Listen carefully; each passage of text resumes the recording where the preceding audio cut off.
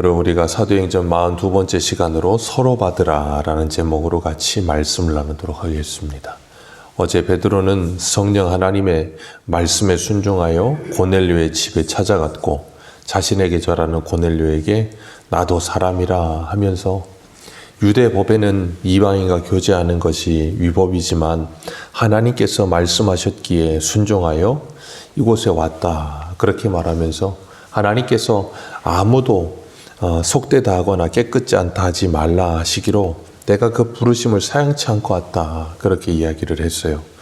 베드로도 하나님께 기도하는 가운데 그 말씀에 순종했고 고넬료도 하나님께 기도하는 가운데 주님의 말씀을 듣고 그 말씀에 순종했어요. 기도하는 사람들이 그 하나님의 말씀에 순종할 때 하나님의 역사가 이루어지는 것을 우리가 봅니다. 그리고 베드로가 하나님이 보여주신 환상과 그 뜻이 무엇인지 알지 못했지만 주님의 말씀에 순종할 때 역사가 일어났다는 것을 우리는 어제 보았습니다. 그렇기 때문에 우리가 잊지 말아야 될 것, 우리의 신앙의 영역 속에는 이해의 영역보다 순종의 영역이 더 크다라는 것을 기억하시기를 바랍니다. 우리는 하나님의 말씀을 다 이해할 수 없어요. 우리가 하나님의 말씀을 읽을 때마다 우리의 생각과 이해력이 한창 부족하다라고 하는 것을 인정하고 하나님의 말씀에 순종할 수 있어야 됩니다. 우리는 내가 이해력이 굉장히 풍성한 사람이라고 착각할 때가 많습니다. 그런데 이해력이 참 좁아요. 그리고 굉장히 모자랍니다. 그래서 우리는 성령 하나님의 조명하심이 늘 필요합니다. 고넬료는 베드로를 초청하고 자신의 집에 친척들과 가까운 친구들을 다 불러 모아서 하나님께서 베드로를 통해서 주실 하나님의 말씀을 기대하고 기다렸어요. 그런 것처럼 우리들도 하나님의 말씀을 들을 때 그 하나님의 말씀에 대한 사모하는 마음 그리고 하나님의 말씀에 대한 기대가 우리에게 늘 있어야 될 줄로 믿습니다. 오늘 본문으로 읽었던 34절을 보면 베드로가 입을 열어 말하되 그랬어요.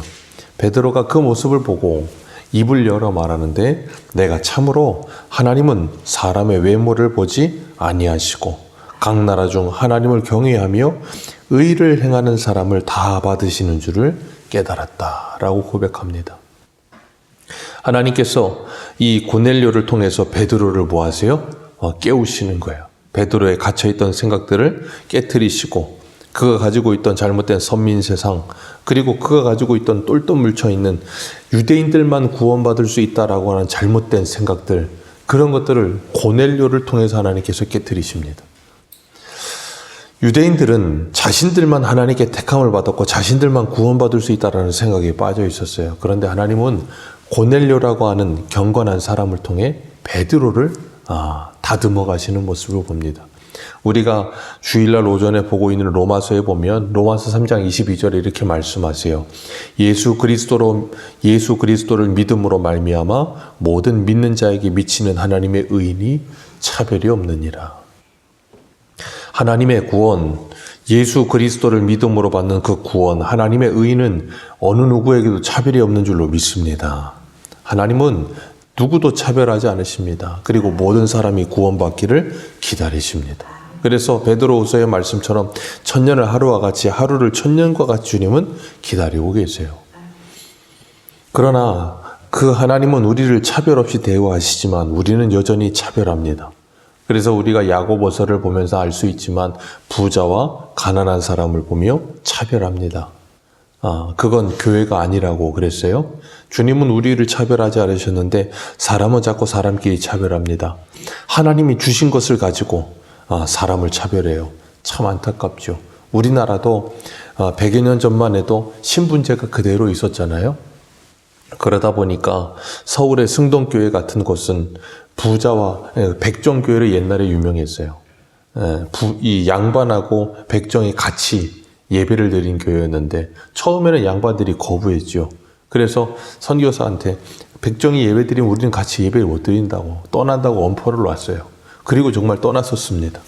그러다가 나중에는 그들이 와서 합쳐져서 다시 예배를 드리게 됐는데 500년 넘는 기간 동안 이 백정과 양반 그리고 평민 해서 신분제가 살아있던 나라가 복음이 들어옴으로 말미암아 그 신분제가 철폐되고 남녀 이 남녀가 동등한 위치에 올라서게 되는 일을 하는데 하나님의 복음이 놀라운 역사를 일으켰다는 걸 우리는 알고 있습니다. 그렇기 때문에 우리가 잊지 말아야 될 것, 하나님의 말씀이 우리들을 새롭게 하면 우리는 이 세상이 가지고 있는 이 세상의 사람들의 전통이나 법까지도 뛰어넘을 수 있는 힘을 가지게 되는 거예요. 생각해 보세요. 500년이 넘도록 신분제가 살아있던 나라예요. 그러면 신분제가 당연한 시대입니다. 신분제가 이상한 게 아니에요. 당연한 시대입니다. 그런데 그걸 뛰어넘을 수 있는 건 하나님의 은혜가 아니고선 불가능해요. 그 승동교회에 처음 장로님이 되셨던 분이 박성춘 장로님인데 그분이 백정이었어요. 백정이었다가 백정 중에 처음으로 장로님이 됐습니다. 거기에 우리나라에서 있었던 일이에요. 그리고 저 미국도 지금도 링컨 때 노예 해방을 위해서 남북전쟁을 일으켰고 그것이 승리했지만 지금도 기독교 국가라고 말을 하지만 뭐 하고 있어요? 여전히 차별이 존재하죠. 그걸 위해 죽도록 싸웠는데도 불구하고 그 이상한 피부색 하나 때문에 사람을 차별합니다. 누가 뭘 한 것도 아닙니다. 그냥 타고난 것뿐이에요. 그런데 타고나기를 자신들이 백인으로 태어나서 자기들은 특별한 존재라는 이상한 21세기의 선민세상에 빠져있는 사람들이 여전히 존재합니다. 그러면서도 교회를 다녀요. 그래서 예전에는 흑인교회, 백인교회가 따로 있었잖아요. 예전에만 그런 게 아니라 지금도 여전히 그렇습니다. 미국만 그렇습니까? 우리나라도 그래요. 백인들에게 차별받으면서 우리보다 피부색이 검은 사람들을 보면 무시하고 차별합니다. 그래서 동남아에서 온 외국인 노동자들 보면 뭐예요? 사람들을 밑으로 내려다보죠. 나도 사람이라가 안 돼요. 그 사람들 위에 있는 줄 알아요. 그게 오늘날의 실정이에요. 그런데 오늘 본문에 베드로는 뭐라 그래요? 35절 같이 읽습니다. 34절, 35절 다시 읽습니다. 시작.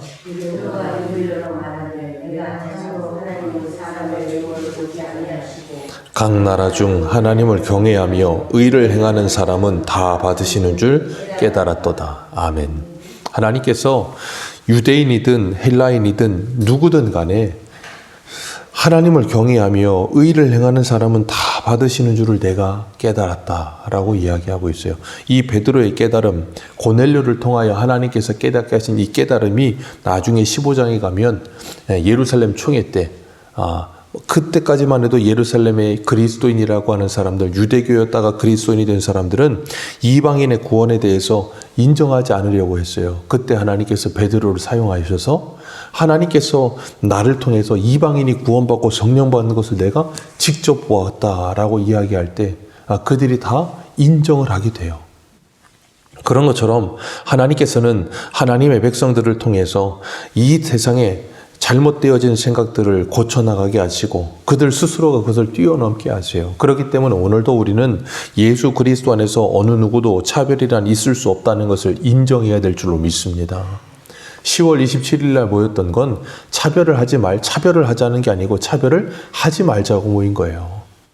정말 잘못된 법들이 그 안에 들어가 있었기 때문에 차별을 하지 않는 게 아니라 죄라는 걸 인정해야 될 부분을 차별이라고 말을 하고 그리고 죄를 인정하는 사람들은 오히려 차별하는 역차별이 일어나는 법이 들어있었기 때문에 반대하는 거지 우리는 차별을 절대 하지 않습니다. 차별을 안 하기 위해 몸부림쳐야 돼요. 본성적으로 우리 안에 들어있는 본성이 차별이라는 것을 하게끔 만들기도 합니다. 그러나 그걸 우리는 뭐 해야 돼요? 부인하고 꺾어내야 되는 거예요. 그게 그리스도인입니다. 왜요? 우리 주님께서 그러셨거든요. 그렇기 때문에 우리도 그래야 하는 것이 마땅한 것이고 사람을 외모로 보지 않아야 되는 거예요. 근데 우리는 자꾸 사람을 외모로 봅니다. 그래서 우리나라 사람들은 외모로 보여지는 것이 중요한 사람들이에요. 그래서 옷을 입어도 차를 타도 아니면 뭘 해도 다른 사람이 나를 어떻게 볼까 그거에 엄청난 신경을 쓰는 사람들이에요. 우리는 거기에서 좀 벗어날 수 있어야 되고 자유할 수 있어야 될 줄로 믿습니다. 우리가 한 군데만 볼 건데요. 어디를 보시냐면 로마서 15장 한 군데만 보겠습니다. 로마서 15장 1절입니다.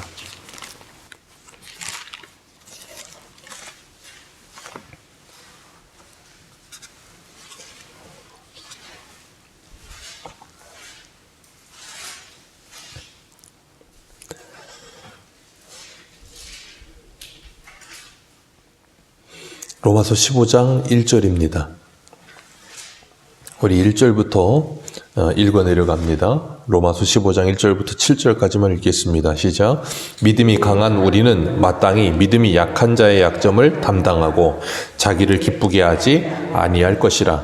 우리 각 사람이 이웃을 기쁘게 하되 선을 이루고 덕을 세우도록 할지니라.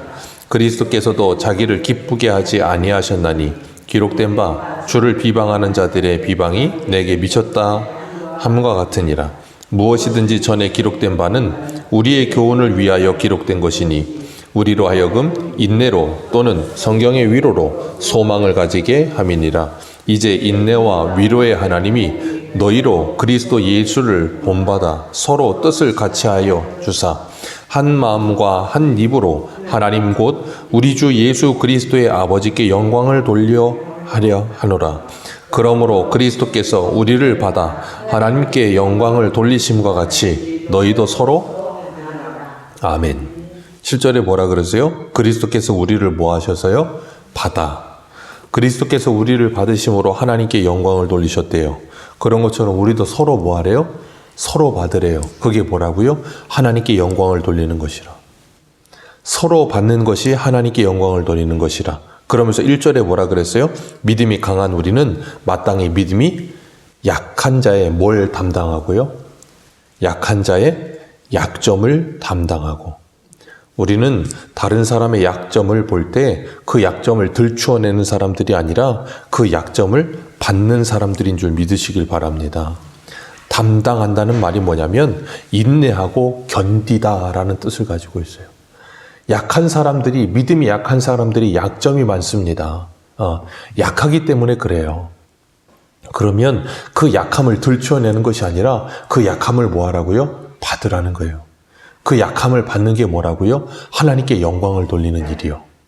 그게 하나님께 영광을 돌리는 일이요. 왜 그렇게 하라고요? 우리 주님이 약점이 많고 약한 것이 많은 우리를 받으셨어요. 우리를 받아주셨기 때문에 우리가 구원받은 겁니다. 우리 주님이 차별이 없이 다 받아주셨어요. 그래서 주님은 마태복음 12장에서도 그러셨어요. 수고하고 무거운 짐진 자들아 다 내게로 오라. 다 내게로 오라. 내가 너희를 쉬게 하리라.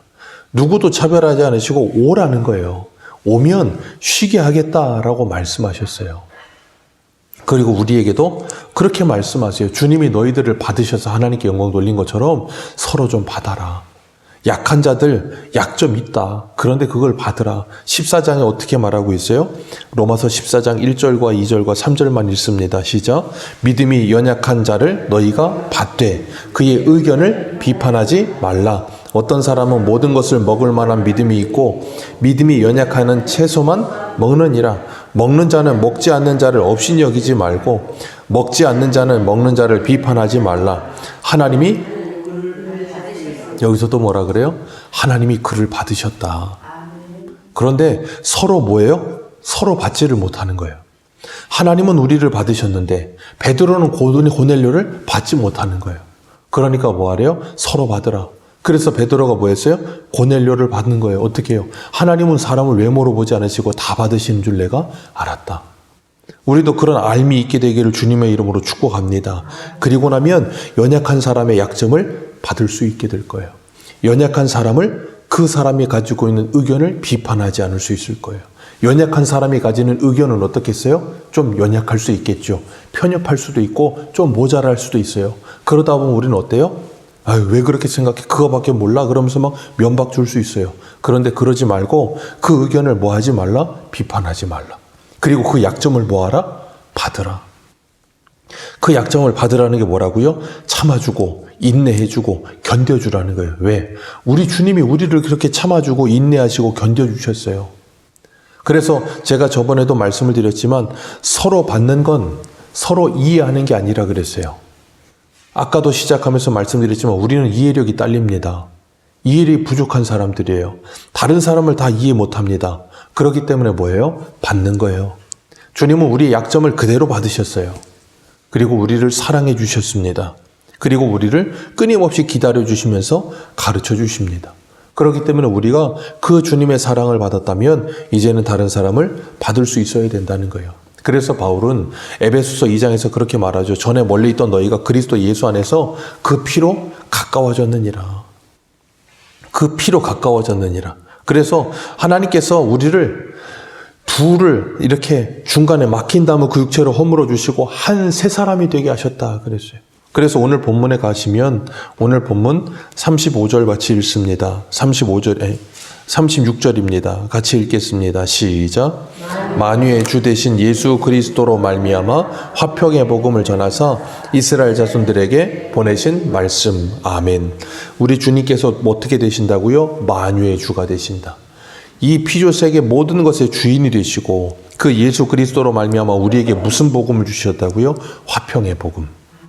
예수 그리스도가 화평의 복음이십니다. 평강의 왕이십니다. 그래서 하나님과 우리 사이에 막힌 담을 예수 그리스도께서 허물어 주시고 화목하게 화평하게 해주셨어요. 그리고 유대인과 이방인의 막힌 담을 허물어 주시고 화목하게 하시고 한 새 사람이 되게 하신 줄 믿습니다. 그리고 베드로와 고넬료의 벽을 주님께서 허물어 주시고 서로 받으며 하나님께 영광이 되어 하나가 되게 하셨어요.